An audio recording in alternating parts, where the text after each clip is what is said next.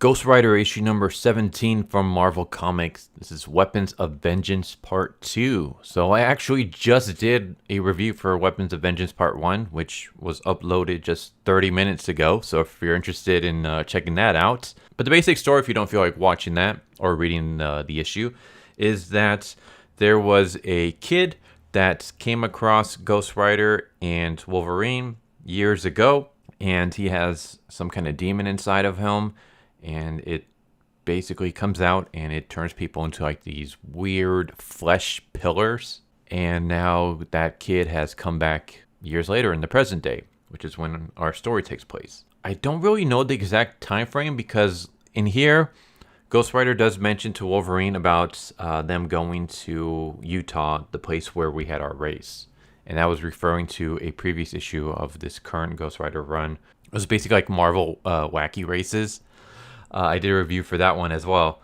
But Talia is not around here. So is this supposed to be like after that race happened, but before Johnny and Talia met up? Because Talia would still be on Johnny's case. Like she's still trying to track him down at this point in time. If that's the case, if it's supposed to take place like just the present day, then where's Talia? Because Johnny and Talia are involved both as a partnership and also romantically. And there was no fallout between the two of them before this event started. So, yeah, I'm kind of confused on where exactly this is supposed to take place. Basically, we have a baseball game going on, and we have this dude in a hoodie who's hunting down mutants. So he sneaks inside the base, and he has these like binoculars that are able to read. It's able to do like bio readings, and it can track down mutants. And apparently, mutants are no longer on Earth. So I don't follow Marvel all that much. In fact, the only thing from Marvel I'm reading is the Ghost Rider series. Because, I just kind of gave up on the big two, to be honest with you. But apparently, like, all the mutants are gone. They're now, like, on Mars or they're, like, in space somewhere. And there's only, like, a couple mutants that are still left on Earth. Wolverine being one of them. Is that the case? That regardless, that's the case in here. Apparently, mutants are pretty much gone. They're out in space, and the few mutants that are on Earth, basically they get hunted down. And this guy's kind of like a rogue hunter, I guess. And he sees. I'm assuming this is Bram, the kid that we saw in the flashbacks, all grown up. But he sees one of the partiers is one of the baseball game viewers is a mutant, and he follows him into the bathroom and brutally murders him. Meanwhile, Johnny and Wolverine are on the trail trying to track down this guy, and they come across another murder scene that had happened days ago.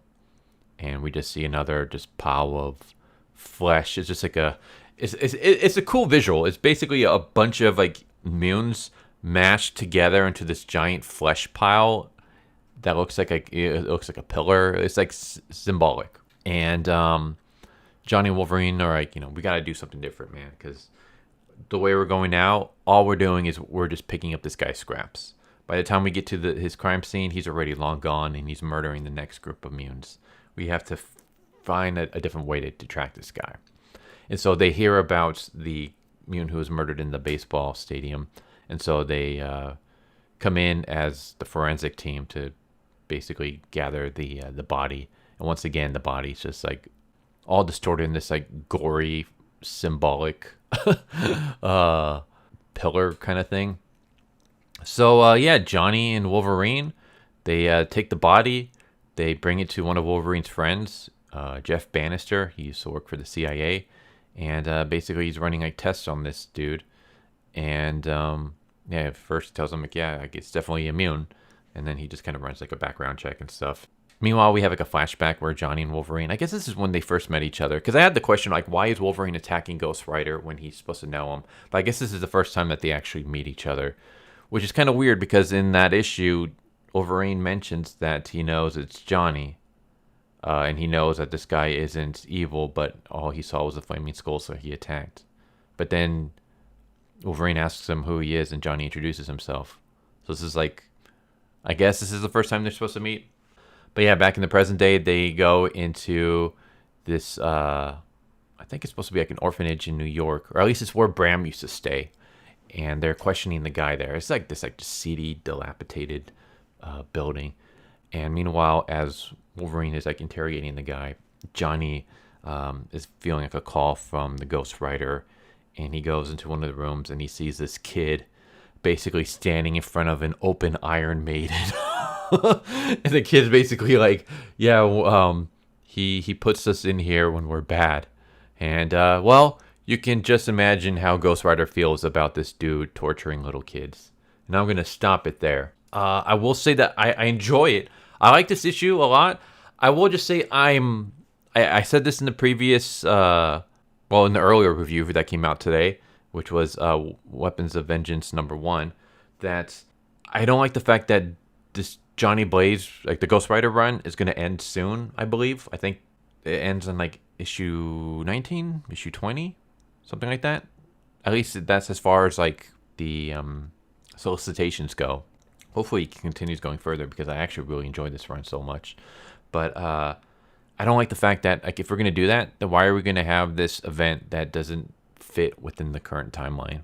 Because this whole event, it feels like you can just pluck it out, make it its own spin-off 4-issue series, and just be done with it. It doesn't fit into what's currently going on in the Ghost Rider story.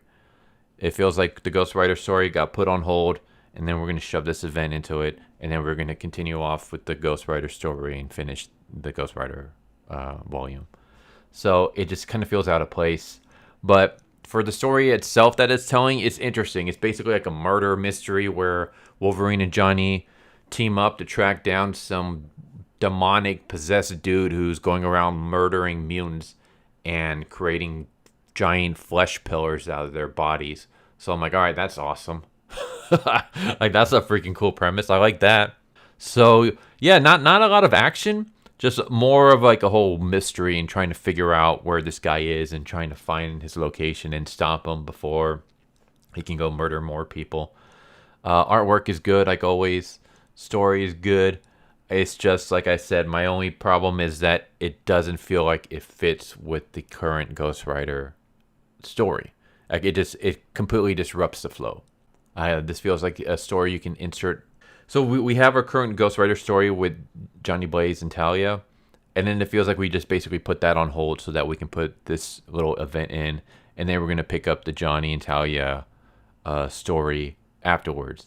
So it kind of just disrupts the flow, and that bugs me. But other than that, it's a good story. Like, I'm really interested so far. So yeah, 2 issues out of 4. We're halfway there.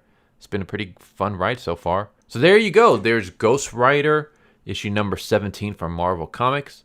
Weapons of Vengeance Part 2. Johnny and Wolverine team up to track down a mutant serial killer. Hope you enjoyed. Hope to see you next time. Take care. Later. So what'd you guys think of that video? Hope you guys enjoyed. If you guys haven't already, please subscribe. Hit that bell for a notification. Leave a like if you enjoyed the video.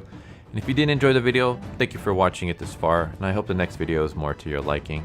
Feel free to check out the playlists that you guys see. And I hope to see you guys next time. Later.